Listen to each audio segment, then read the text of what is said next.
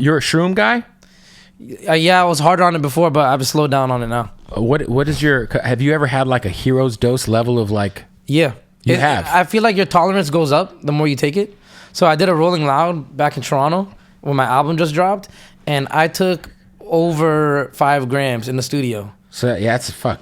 Like my sister she has a fiance now, the one that lives in Toronto, and she brought him to the studio because we're gonna go together. I wanted my sister to see the show. This guy couldn't believe what he was seeing. Because he never been around that kind of shit. So he was like, yo, this guy just took all those shrooms. He just made 3 beats. And now he's about to go perform at Rolling Loud. And when I was so fried when I went on Rolling Loud, but it was like, I was so used to it that like my lyrics that I usually forget were like on like a teleprompter in my mind. And like when I went on stage, I literally grabbed my sister. I was like, looked her in the eyes. I was like, watch this. and then I went on stage and I was like performing and celebrating at the same time because my album was out. So I'm just like on the. That had to be the best shit ever. It was the best performance I ever felt. Like, I don't know if the crowd felt the same way, but I felt like I was having the best performance of my whole life. Yo, it's like shrooms. Like if you take a shit ton and you know, like you said, if you know what you're doing, you can like use them as a superpower for real. Got to the point where I was taking them shits, they weren't working. Yeah. I had to take so much. I took a whole hero bar. Yeah, Belly gave me a book about I forget what it was called. It's at my house. I read it. It's about it kind of like the whole book's about this doctor wrote this book about psilocybin therapy and shit. And I remember there was one time I was at Belly's house, and you've probably seen this thing. This motherfucker has this thing with sand on it, and when you play the music, it makes patterns. Thingy? Yeah. And I was tripping the fuck out because I was like, this is crazy. Like, this is like, music is real. Like, it's tangible. Like, you could see the frequencies, like, with the sand and shit. Nah, some way or another, they say even this desk is made up of frequencies. For like, sure. I don't know how that works. Have you had a bad trip, though? My first trip ever was a bad trip. My first trip ever, I was like 18 years old. And we did it with a couple of my little Indian homies. We did it in Toronto, and I had a horrible trip. And one thing I noticed was back then I was running around with the wrong crowd, doing the wrong things, failing in school, and my homie who was like the weirdo and people made fun of him kind of type shit, he was having a great trip, and that kind of like taught me something. I'm like, this guy just is himself all the time, so that's why I feel like and I'm trying to be something I'm not, and hang out with the wrong people and doing the wrong things.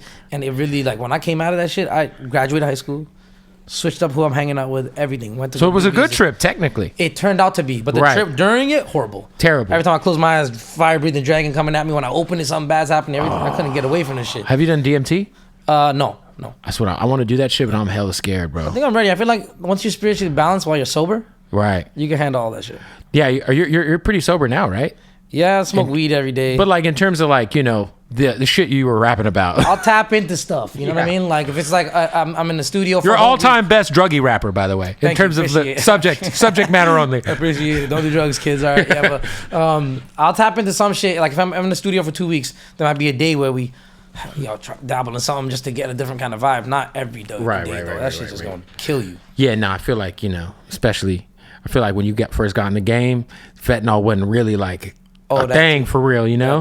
Fast forward now, it's like you gotta get the drug testing kit and shit out. Yeah, but even if you got a trustable source, and it is good work, it don't matter. That shit is gonna work you eventually. For sure. Eventually. Even the weed now is fucking because they're spraying. Strong. Well, no, they're spraying weed with the terps. Yeah, it's like, what are you even smoking? Yeah, in New York is heavy right now. The terps. In New York, it's bad. The young dudes, they want that over the regular weed. Yeah, because like you're like, give me the shit with the terps. They're getting some bullshit packs from LA, and then they'll spruce them up. Some from weak lemon cherry. Yeah, and putting the terps on it. 100%, man. You're a big hockey fan? Growing up, more so, yeah. Is that just like because you're from Canada? Because I don't get it. I grew up playing and shit. Like Maple Leafs. Maple Leafs, they're the best they've ever been, but damn, bro, they haven't got a Stanley Cup in 60 years or some shit. So it's like, I'm just waiting on that. Yeah, so like, would you say you're a bigger Raptors fan or Maple Leafs fan? Raptors fan, but I'm not gonna lie, I bandwagoned the Raptors this last championship. I bandwagoned. When I was growing up and Vince Carter and Tracy McGrady playing, of course, that was my favorite team in the world. Yeah, the dunk contest days were fucking crazy. So before you bandwagoned the Raptors after they won with the Kawhi thing, were you like a fan of another random team? Curry. Oh, Steph. You're just a bandwagon. No. Just Curry. Curry we've been seeing Curry how good he is back in the day when he had Monte Ellis on the team. So if you want, Monte Ellis, bandwagon at all. Andrew Bogut, David Lee. We used to play the game and Monte Ellis was a star, but when you pass to Curry, he's hitting the threes. I'm like, who's this Curry guy? Curry guy's fire. Then we watched him grow into who he is. I'm like, whoa, I like Curry. Curry's fire for sure. Yeah. Have you? If I feel like obviously their hip hop scene in India has been blowing up. It's like its own thing. Like, how tapped in are you? Like, obviously, you're huge here, but are you tapped in at all to like what's going on over there? I know everything that's going on. I'm aware of every single thing that's going on. But tapped in as far as like how many people have I made music with? Yeah. Only really AP Dylan so far. And I plan on working with everybody if I can.